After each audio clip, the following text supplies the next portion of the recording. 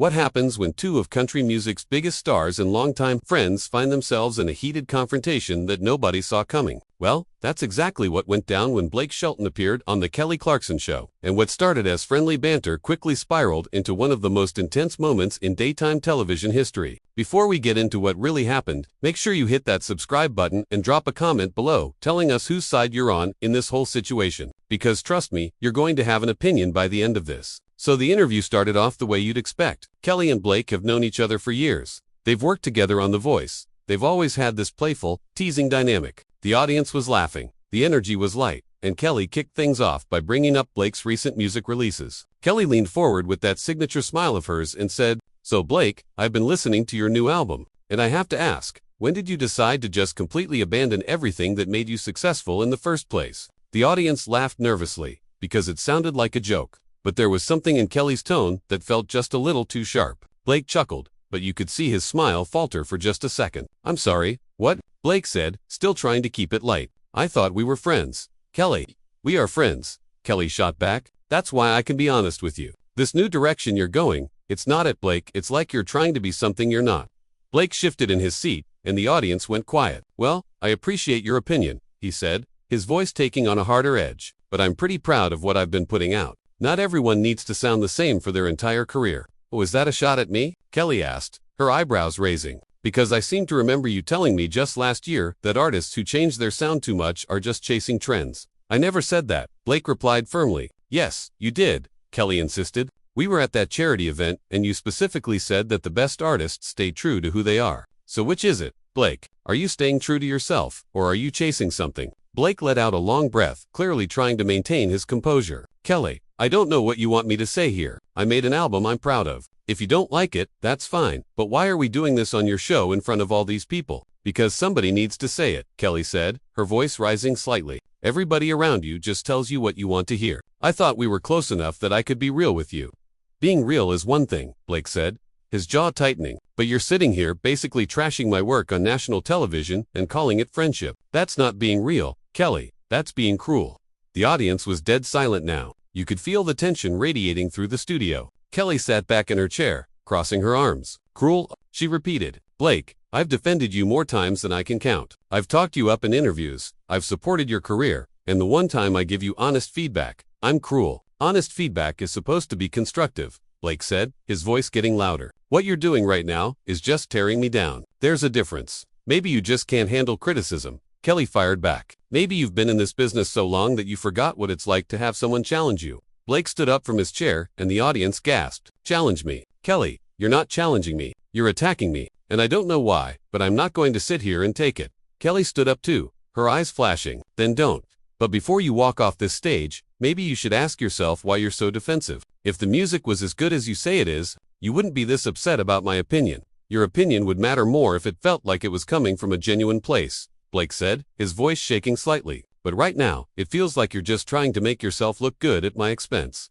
"That's not fair," Kelly said, and for the first time, her voice wavered. "I brought you on this show because I care about you. I thought we could have a real conversation."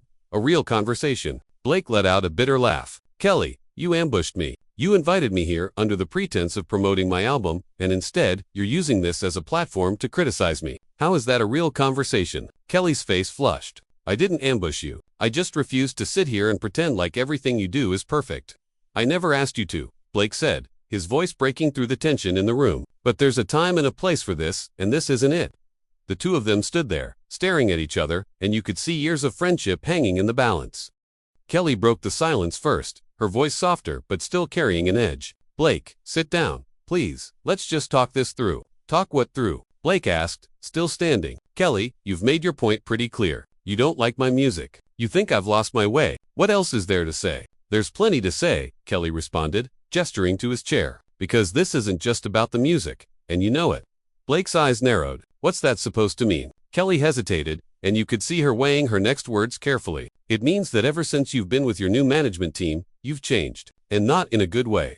"Oh, here we go," Blake said, throwing his hands up. "Now we're getting to the real issue. You have a problem with my team." "I have a problem with how they're handling you," Kelly clarified. "They're pushing you to be someone you're not. They're packaging you like some pop star when you built your entire career on being authentic. And you don't think I have a say in my own career." Blake shot back. You think I'm just some puppet being controlled by management. Kelly, I made these decisions. Me, not them. Did you though? Kelly challenged. Because the Blake I know would never have agreed to half the stuff you've been doing lately. The reality show appearances, the endorsement deals, the complete overhaul of your sound. That's not you making decisions, Blake. That's you being pushed in a direction for money. Blake's face went red. You have no idea what you're talking about. You don't know what goes into my decisions or why I make them. Then explain it to me, Kelly said, her voice rising again. Explain to me why you've completely abandoned the sound that made you a star. Explain to me why you're suddenly everywhere selling everything. Because from where I'm sitting, it looks like you sold out.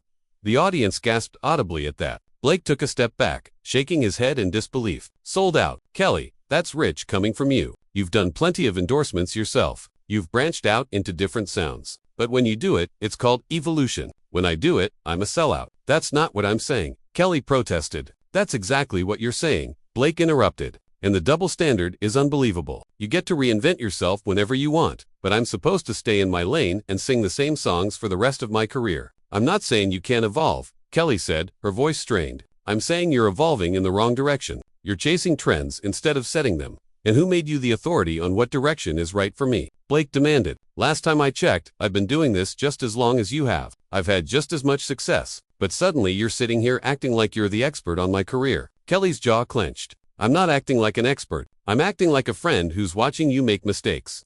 No, you're acting like someone who's jealous, Blake said, and the words hung in the air like a bomb. Kelly's eyes went wide. Jealous? You think I'm jealous of you? I think you're bothered by the fact that I'm trying new things and taking risks while you're playing it safe, Blake said. I think it bothers you that I'm not asking for your permission or your approval. That is so far from the truth, Kelly said, her voice shaking. Blake, I have supported you through everything. Every album, every tour, every decision you've made, I have been in your corner. Until now, Blake pointed out. Until I did something you didn't agree with, then suddenly the support disappears and the criticism comes out.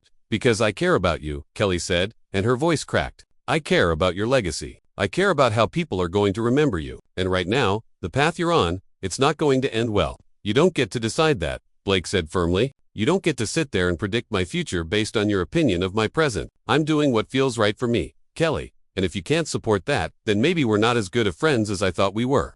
Kelly looked like she'd been slapped. So, that's it. Because I gave you honest feedback, our friendship is over. Honest feedback would have been a private conversation, Blake said, not a public ambush on your talk show. You chose to do this here, Kelly, not me. I chose to do this here because I knew if I called you privately, your team would never let us have a real conversation, Kelly said desperately. They've got you so insulated, Blake. You're surrounded by yes men who just tell you what you want to hear. And you're so convinced that you're the only one telling me the truth, Blake said. Did it ever occur to you that maybe, just maybe, the people around me see something you don't? Maybe they see potential that you're too blind to recognize. Or maybe they see dollar signs, Kelly said quietly. Blake stared at her, and the hurt on his face was visible. You really think that little of me? You really think I'd compromise everything I've built for money? I think you're human, Kelly said, and I think humans make mistakes when they're surrounded by the wrong people.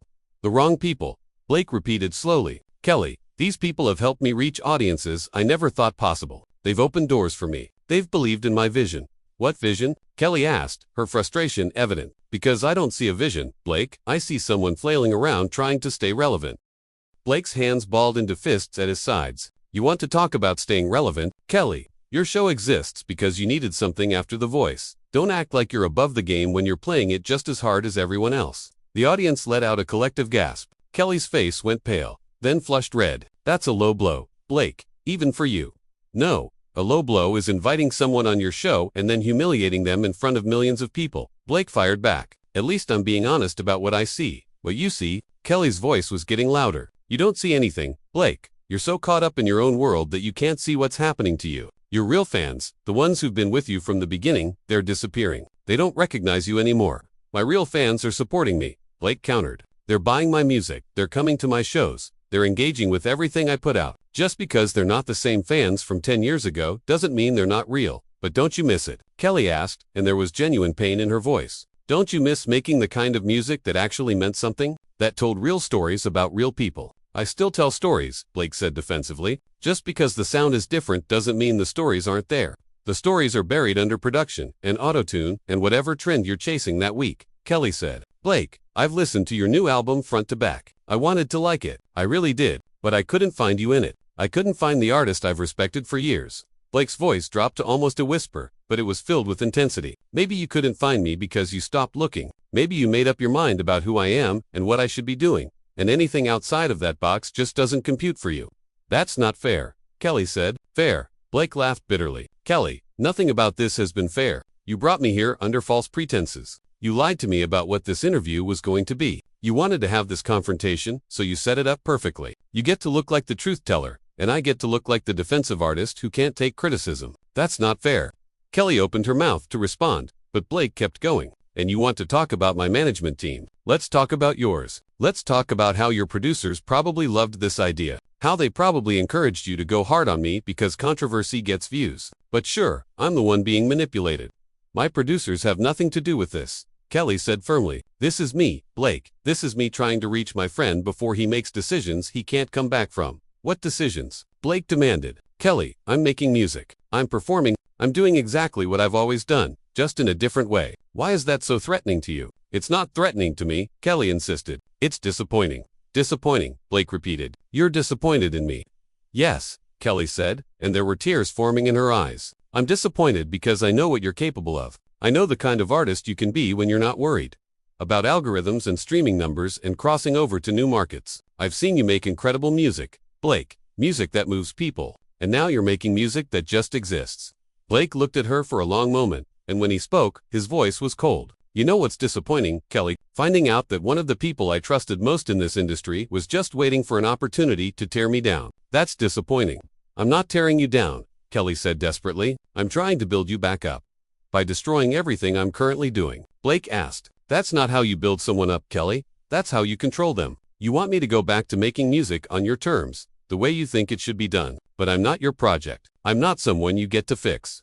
I never said you needed fixing, Kelly protested. You didn't have to say it, Blake said. It's been implied in every word you've said since I sat down in this chair. You think I'm broken. You think I've lost my way. You think I need you to guide me back to where I'm supposed to be. But here's the thing, Kelly, I'm exactly where I want to be. Are you though? Kelly challenged. Or is that just what you're telling yourself because admitting the truth is too hard? Blake's eyes flashed with anger. You don't know what truth is. You just know your version of it, and your version says that anyone who doesn't do things your way is doing them wrong. That's not true, Kelly said, but her voice was weak. It is true, Blake insisted. You've always been this way, Kelly. You've always thought you knew best. And most of the time, people just go along with it because it's easier than fighting you. But I'm not going to do that. Not anymore. So what are you saying? Kelly asked. That we can't be friends because I disagree with your creative choices. I'm saying we can't be friends if you can't respect my creative choices, Blake said. I'm saying that friendship isn't about agreeing on everything. It's about supporting each other even when you don't understand the path the other person is taking. Kelly wiped at her eyes. I do support you, Blake. No, you don't, Blake said flatly. If you supported me, you would have called me privately. You would have had this conversation behind closed doors. You wouldn't have used your platform to publicly shame me. I wasn't trying to shame you, Kelly said. Then what were you trying to do? Blake asked, spreading his arms wide. Because from where I'm standing, that's exactly what happened. Kelly took a shaky breath. I was trying to wake you up. Blake stared at her, his expression unreadable. Wake me up from what, Kelly? From living my life the way I want to live it. From making choices that feel right to me. You act like I'm sleepwalking through my career, but I'm more awake than I've ever been. That's what scares me, Kelly said softly. Because if this is you fully awake, if this is you making conscious choices, then I don't know who you are anymore. Maybe you never did, Blake said, and the words landed like a punch. Maybe you just knew the version of me that was convenient for you. The version that fit into your idea of what a country artist should be. Kelly shook her head. That's not true. I've always seen you, Blake, the real you. No, you saw what you wanted to see, Blake said, and now that I'm showing you something different, you can't handle it. You can't accept that people grow and change and evolve in ways that might not align with your expectations. This isn't about expectations, Kelly said, her voice rising again. This is about integrity. This is about staying true to who you are at your core. And who am I at my core? Kelly, Blake asked, taking a step toward her, because I'd love to hear your expert analysis. Please, tell me who Blake Shelton really is, since apparently I don't know myself. Kelly hesitated, struggling with how to respond. You're someone who tells real stories. Someone who connects with people on a genuine level. Someone who doesn't need all the bells and whistles because your talent speaks for itself. That's who I was, Blake said. But people change. Kelly, I'm not the same person I was when I started in this business. I've lived more life. I've had more experiences, and yeah, my music reflects that. Why is that a bad thing? Because you're not reflecting your life,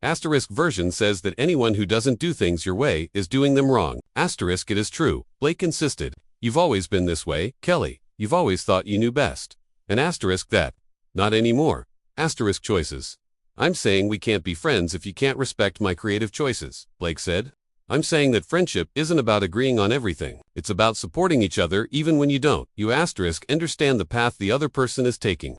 Kelly, asterisk don't, Blake said flatly. If you supported me, you would have called me privately. You would have had this conversation, asterisk. Kelly took a shaky breath. I was trying to wake you asterisk.